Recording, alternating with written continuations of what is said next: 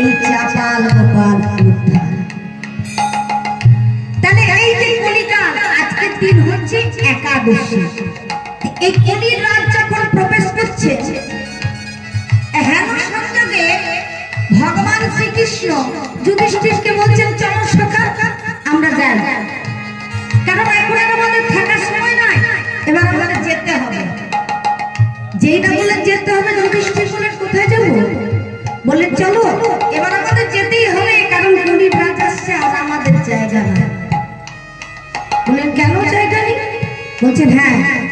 তাহলে জানতে চাও? তাহলে শোনো, ওই দেখো কলির রাত প্রবেশ করছে, অবস্থাটা কেমন হচ্ছে একটু চেয়ে দেখো। তখন বলে বেশ দাদা, তুমি যখন বললে তাহলে আজকে দেখতেই হবে সখা, একটু দাঁড়া, দাদাকে একটু দেখিয়ে দিই এই কলির রাতটা কেমন চলছে।